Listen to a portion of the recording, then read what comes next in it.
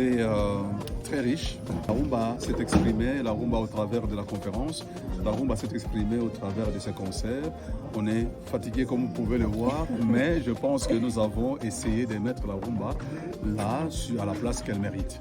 Voilà, et beaucoup de gens, les retours que nous avons, les gens ont découvert c'est quoi la rumba et les gens sont au travers de la conférence, la théorie, et les gens sont venus pour la pratique danser. Donc voilà. C'est mon père qui est passionné par la musique qui nous a invités à venir ici. Et du coup, voilà, on est partis ensemble et c'est vraiment une chouette expérience. Donc oui, j'en ai appris beaucoup plus. Je suis congolaise, mais je suis jamais partie au Congo, j'en connais pas trop sur la culture. Et c'était vraiment cool de pouvoir en apprendre plus dessus. Surtout que je suis pas trop en contact avec ma famille et me rapprocher de ma culture de cette façon, ça me fait vraiment plaisir. Et peut-être que chez moi, j'en écouterai. La rumba, même la musique congolaise en général, je trouve que c'est une grande partie de notre culture et que nous, la jeunesse, surtout les gens qui ont grandi ici, en Europe, ne connaissent pas vraiment d'où ça vient ou les origines et le pourquoi du comment.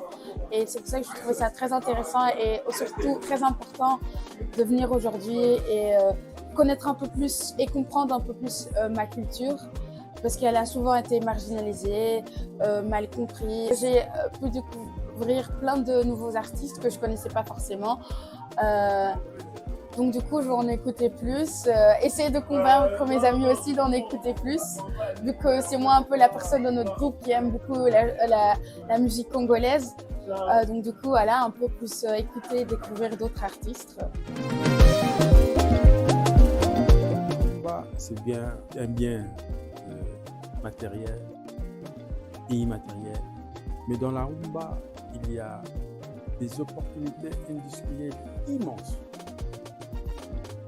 Et c'est pour cela que j'ai écrit ce livre, Économie de la rumba, pour que nous transformions cette ressource immatérielle en gisement d'emploi, de création de richesse. Et ces défis ne concernent pas seulement la rumba. C'est un défi général qui interpelle la capacité congolaise de transformation de ces ressources en richesse créatrice d'emploi et autres. Voilà ce défi qui se dresse devant nous. Un bien reconnu au niveau mondial comme patrimoine universel, mais qui ne génère ni emploi, ni richesse dans notre pays. Ce n'est pas normal. L'inscription de la rumba à l'UNESCO, ça veut dire que cette rumba est devenue pour tout le monde. Tout le monde peut la pratiquer, tout le monde peut l'utiliser. Et alors, nous-mêmes, que faisons-nous de cette musique? C'est ça la grande question.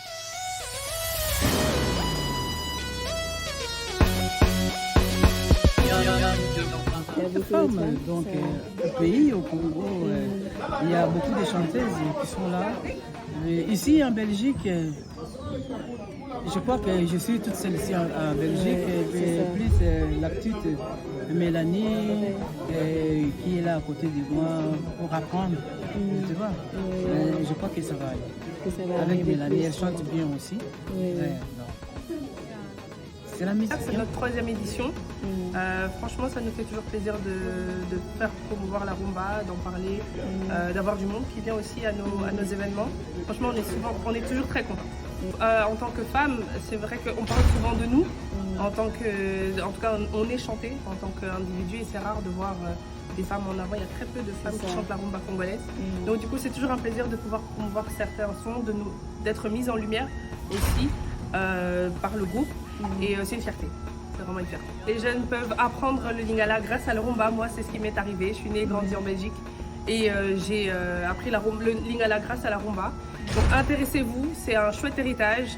Les Européens connaissent bien leurs classiques, Edith Piaf, Marie-Michel Sardou et consorts. Il faut que nous, on connaisse nos classiques, les taboulets, les maquisards, les Bella Bella, en tout cas les grands qui ont fait le nom et la renommée de notre pays grâce à la rumba. Et la salle était remplie et nous avons eu vraiment l'honneur d'avoir des personnalités, entre autres monsieur l'ambassadeur qui nous a fait la surprise.